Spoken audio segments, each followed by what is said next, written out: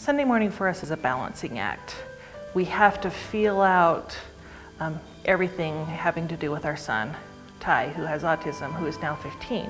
He will only wear pajamas to church. Sundays for us are a challenge. Right from the time we get up, Riley is really into a routine and he knows when we're getting ready for church. Like last Sunday, I tried to take him out because he was having a really hard time, but he knew that's where he was supposed to be, so he ran back in to sit in his spot and melt down in front of everybody.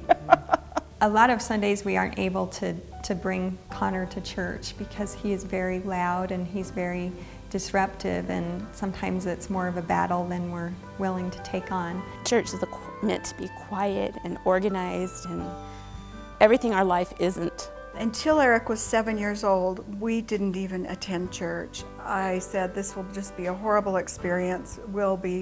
No, get down, sit down, be quiet. We'll be stressed out. Everyone else there will be stressed out. I feel overcome with emotion every Sunday as we walk into church because he's humming, he's flapping, he's plugging his ears, and we get looks from everyone, whether they've been at church with us for years or whether they're new. It's hard to feel or partake of the Spirit if you're like worried all the time he's going to melt down or is disrupting, and to find peace yourself. I think that is the hardest part of taking Connor to church, is just worrying about what other people will say about the stares that we're going to get, about what kind of behaviors he'll exhibit, because it's different every time. We didn't even go the usual Christmas and Easter like a lot of people do. We didn't go at all, and which was difficult because I'd always been part of a community of faith, and we did not attend at all until he was 7 years old. If we have a good day and we get to church, we just have to play it by ear. We might only make it to the car. But what I have learned is whether we just make it to the car or whether we make it through an entire church meeting, every little bit is a success.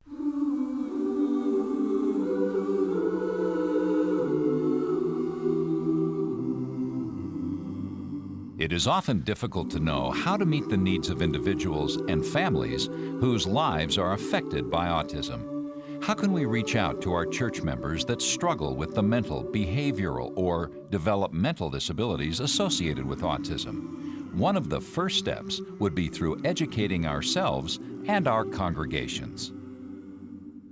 I think of it in many ways as an invisible disability, and so outwardly, many of the individuals that have autism, you wouldn't be able to tell it just by looking at their physical appearance. So what is it that they struggle with? Well, we think of folks with autism having deficits or difficulties, challenges in three main areas. The first would be challenges in having social interactions, and that can vary across the spectrum. We call these conditions autism spectrum disorders, meaning that some folks really struggle in these areas and some folks may not struggle as much. But social skill deficits is one of those three areas that we speak of. That's communicating with nonverbal gestures, maintaining a back and forth social interaction, and ultimately having peer relationships is something that they really struggle with. So those are the social skill difficulties. They also struggle in the area of communication.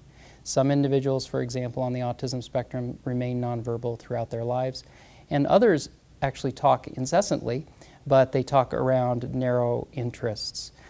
So there's varying degrees of communication difficulties.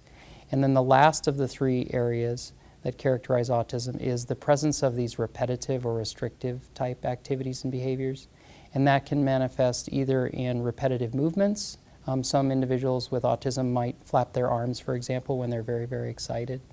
And others may just have a sort of a need for sameness. And so they have a strict adherence to routines and rituals, and if those rituals are broken, it can cause a lot of anxiety. Other times they have just very narrow interests and may talk about those interests even when others sort of are kind of done wanting to hear about them. So that's the core features of autism. And there's a whole host of associated conditions that we frequently see in folks with autism. Aren't part of the criteria, but we frequently see them. We all come with difficulties, problems, disabilities. We all have them. There's no one human being that does not have them. Most of us, most of the time, can camouflage them. Most of us sometimes cannot. And so that's the whole point of coming together as Christians, as Catholics, is to be able to embrace the whole body of Christ and its richness and its beauty. And so that would be our philosophy, our way of approaching dealing with, say, an autistic child at a service. People with autism are children of God, and they have a divine worth. And it's important that faith leaders understand that when a family has a family member with autism, it affects the whole family. It affects parents, it affects siblings, and it's important for faith leaders to understand that they need to support the entire family situation, not just the person with a disability. They need to reach out and sit down and inquire of their needs and how the church congregation and the church organization can best meet those needs. But they can do so by counseling with the family members. Ideally, what we try to do is to remember that folks with differing abilities, we all have different abilities. We're trying to include folks with differing abilities as much as possible in the same way that we include everyone else in the faith community. And that means that we're providing, hopefully, more than simply physical access. We need to provide a space for those folks to learn what their giftedness, their special giftedness from God is, and also provide a place where they can exercise that giftedness. So it's not a matter of just providing a special chair in the classroom or using curriculum that happens to work quite well with kids with disabilities. It's about letting them know that they're as much a part of that faith community as anyone else, and that they have as much to offer, both the faith community and the community at large, as everyone else in that faith community does. We have infants who are going to make noise. We have adults who are going to make noise. You know, the idea of worship isn't about sitting still and paying attention. It's about how you participate with the congregation. And so sometimes the congregation needs to be trained to learn how to accept certain behaviors. But that's our onus, not the families. What happens is when families of children and youth and adults with autism take their loved ones out into the community, the system becomes less static and predictable and more dynamic and unpredictable. And again, most individuals with autism like predictability. And we as parents and as caregivers we lose control of predictability when we're out in the public. And so when things become unpredictable, that's usually when we see anxiety in these individuals go at its highest. So that means that when you take your son or I take my son to a place like the ballpark or to a park or to the grocery store or any situation where we can't predict what's going on, there's different lights, there's loud noises, there's suddenly an announcement on the PA system that's very loud. All of these things may trigger reactions that people who have a difficult time communicating can't just tell us about. They'll tell us in the ways that they know how to tell us, which oftentimes is by engaging in what we would consider bad behavior. But in their language, they're trying to tell us, this is too loud, there's too many people here, I can't predict what's going on, I don't know what's going to happen next, I've lost all control, and I'm scared. And so the way they tell us that they're scared is they fall on the ground, or they tantrum, or they hit, pinch, bite, kick, scream, all of these things that we've seen. Several times we've had people get up and move away. Several times we've had people's kids just turn around and stare the entire time through sacrament meeting. And it's a place where I feel like I should be able to go and not be judged. It's hard if people don't know what autism's like, because then they're thinking either you're not teaching your children the right way or you don't know the right way yourself, whatever the right way means, and you're trying to pull off what looks normal or what you think should be normal, and some Sundays it works and some Sundays it doesn't work at all. It was hard to know that my own child would be a limitation for our family to be able to be in a church environment that meant so much to us. We want our children to experience everything that other children experience. It's hardwired in us as parents to want to give our children this rich experience. I got to see the Derby when I was a kid, so I want my son to see this. For me personally, I got to play all of these sports when I was a younger child. I want my own son to do those things. And so there is a period of, for lack of a better term, adjustment for us where we need to realize that the experiences that our children may want or their ability to experience them may be different than other children. And I use that term different because I tell people this in my own practice. I think that parenting a child with autism isn't worse, it isn't better, it's just different. And I think the adjustment is the difficulty is embracing those differences and enjoying them for what they are. And realizing that sometimes, no matter how well we plan for something to be really, really fun, we have to be ready to be flexible and say, okay, this experience you weren't ready for yet, we'll try it again next year. There was one day that was just the catalyst, the straw that broke the camel's back, that I was up on the front of the congregation and I was actually speaking and actively participating in the messages that were being presented. And I could tell that something was going on with my wife having to sit with our 3 children by herself, and she was going in and out with the children, specifically Chandler, still trying to be able to be present to listen to my part of the meeting. And I noticed that there was a lot of frustration and other people were leaving to help her so that she could be in there. And as soon as I was done with my part, I went out and realized that she was in tears, she was bawling, and I look over and Chandler is stark naked with nothing on him and people around him trying to get him at least to put his pants back on. Why would I want to go out and subject myself to that?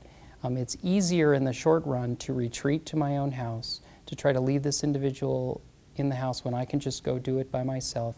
And it leads to more problems when we do it again because we're not helping the individual get through that interaction outside. In faith communities, if we can remove that burden of education and advocacy from the parents for a bit, I think that's very helpful because that way we can minister to the whole family instead of expecting that mom or dad or older siblings will continually be the one to educate everyone in the congregation about what this disability is. If we can provide somebody within that faith community in the congregation who will take it upon themselves to educate the rest of the congregation so the parents can sit back and relax and just be mom and dad. We do have a great opportunity to include everybody, and it all starts with the leaders. And when the leaders are comfortable with people with disabilities, we find that it's a natural flow. The challenge is that oftentimes people who have not had, including leaders, have not been exposed to the disability community, they'll operate in fear. And they will sometimes isolate themselves and not reach out to those families that have members with disabilities. And so the great opportunity is to educate and to train and provide knowledge to these church leaders. And we find that when they are equipped with knowledge, they will naturally reach out. And if they are sensitized to the needs of families that have members with disabilities and to those members with disabilities themselves, wonderful things will happen. And it has a way of permeating the whole congregation. And people will be sensitized and they will reach out to those families and to those members. So my own preference would be for the children to be at the Mass, to be at the church, and then we as a community learn to deal with that. And the beautiful thing is that God gives us graces that we didn't even imagine when we do that. I say, yeah, but I want to pray in quiet now. Well, that would be a good thing. There's no doubt about it. But given this community and this particular time, that's not going to be possible, at least the way I wanted it to be. But I can still pray. I mean, from a spiritual point of view, I can absorb that, quote, distraction and make it a part of my prayer. For example, I could say, Lord, thank you for coming to me in word and sacrament during this Eucharist today.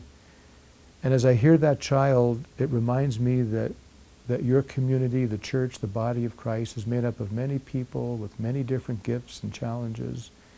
And bless this child, and may this child be at peace and know true happiness. And bless his or her parents and family. And bless us, this community, who welcome him or her and love her and accept her. And so the prayer takes on a different form. I might have been thinking I was going to pray very spiritually and quietly and beautifully on another theme, but it turns out that God wants me to pray in this way today.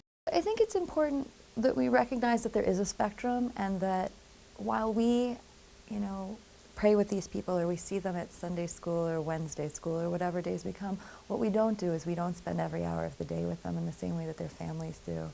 And that so much of our responsibility, yes, is to the person who has special needs, but also to reach out to the family in the same way that we would reach out to other families who have needs, for example, and I don't actually mean to compare these things, but when somebody has lost someone, we provide food, we provide caring, we visit them, or even somebody who has a newborn, do you need 15 minutes to take a shower? And we reach out to them and we do what we can.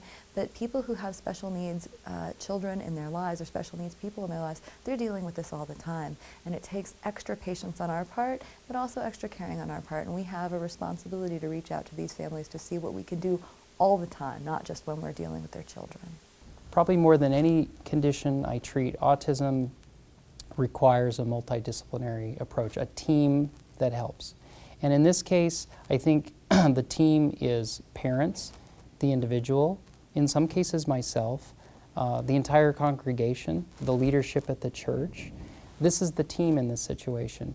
And there is not one of us that can make that goal happen, but all of us working together. The primary allowed me the opportunity to come in and speak with the kids about Riley, because he was making a lot of noise in primary, a lot of times happy noises, a lot of times upset noises, and they wanted me to kind of educate the kids about him. And I went in and I talked a lot about Riley to the kids, and the kids just really, a lot of them really soaked it in.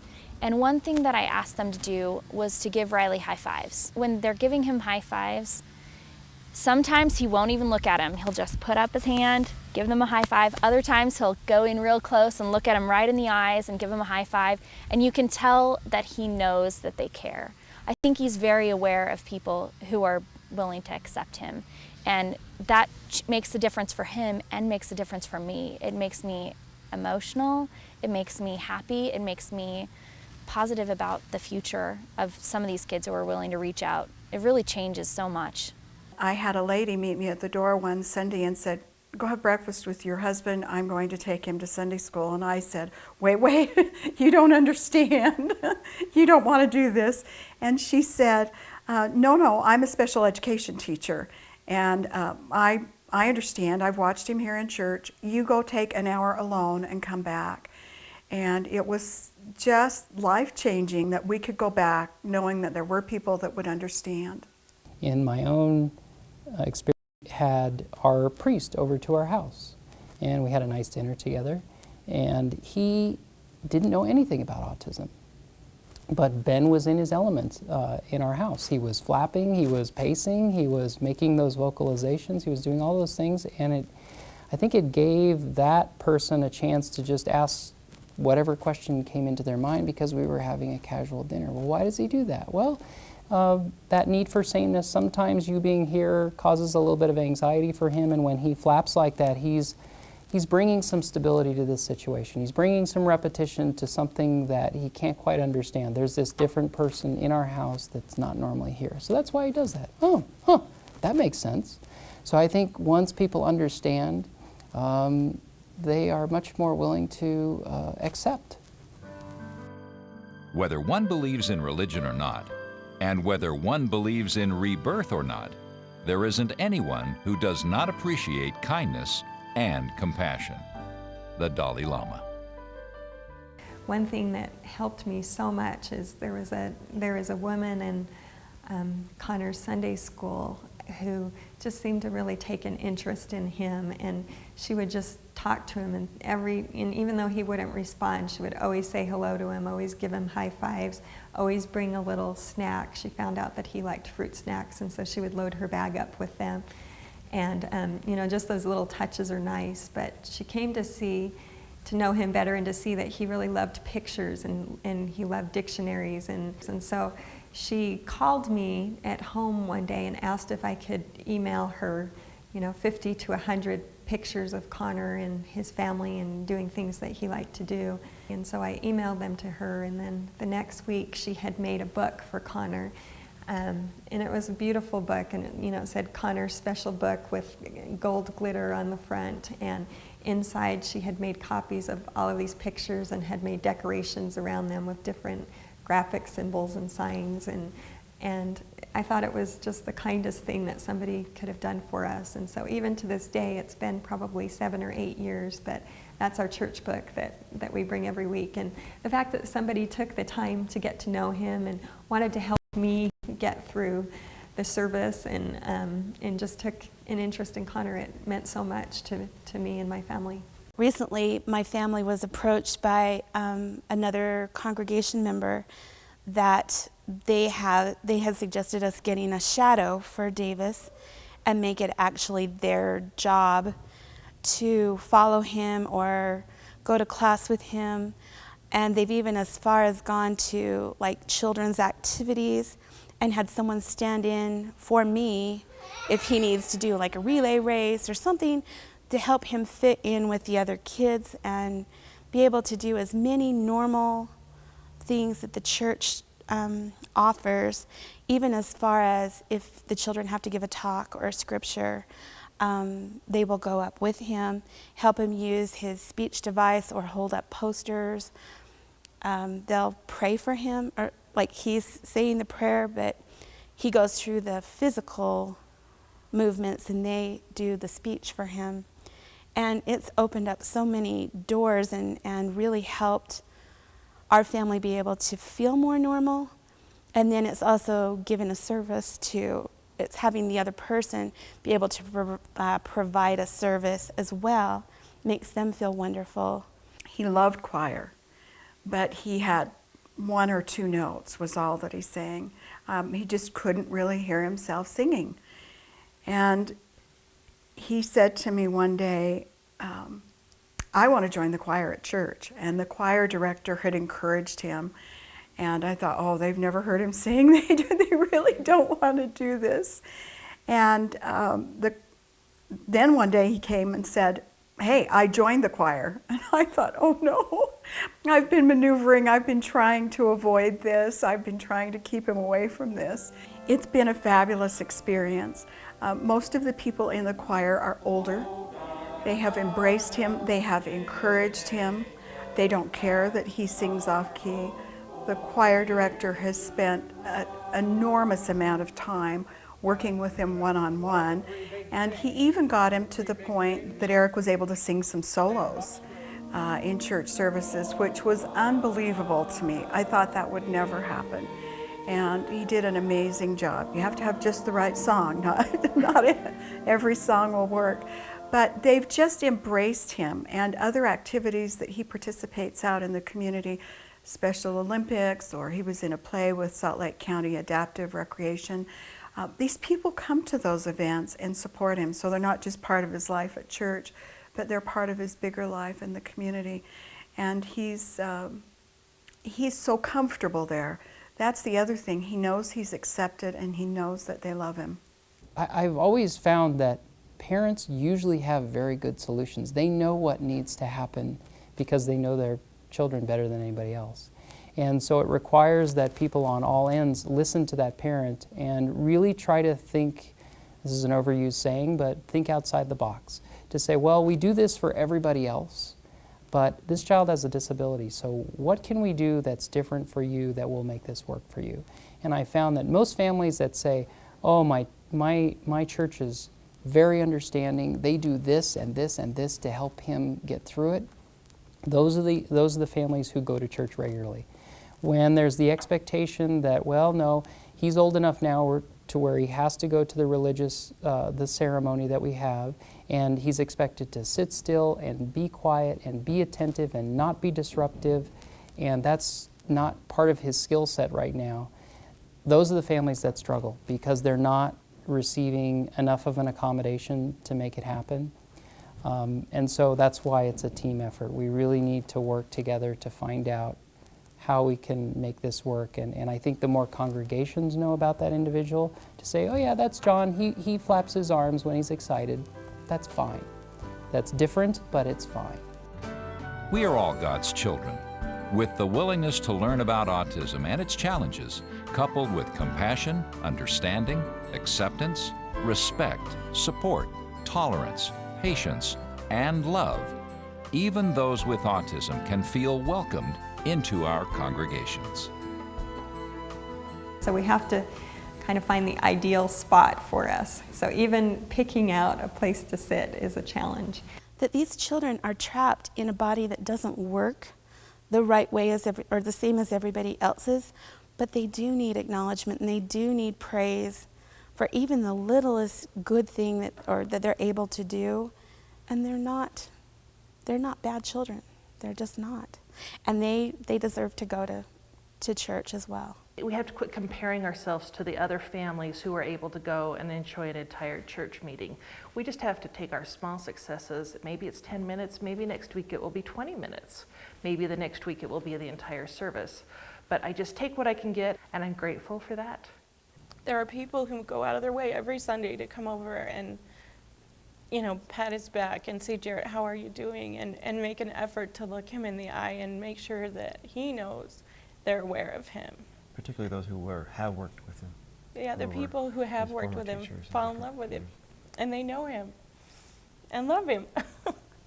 And you're just more comfortable at church knowing that there are a number of people there that accept him, that understand him, and that appreciate him in all of his differences for being just exactly who he is. They don't try to change him in any way. They don't make any excuses for him. He's embraced for just exactly who he is, and that's a wonderful gift. And we are so grateful for our neighbors who have stepped up and given us the strength to continue to move forward and actively participate in church. And they recognized our need, and they helped us. And they,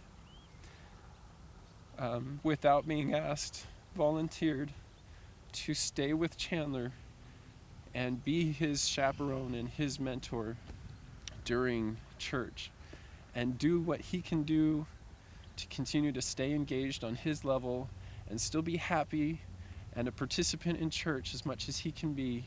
And one of the huge concessions was that just in Mass, everyone told us he does not need to wear church attire. We have infants who are going to make noise. We have adults who are going to make noise. The idea of worship isn't about sitting still and paying attention. It's about how you participate with the congregation. And so sometimes the congregation needs to be trained to learn how to accept certain behaviors. But that's our onus, not the family's. Everybody has their own challenges. Some challenges are more evident than others. But in Genesis it says that the image of God is in all of us. And so part of our job as a community is to find that image of God in each person.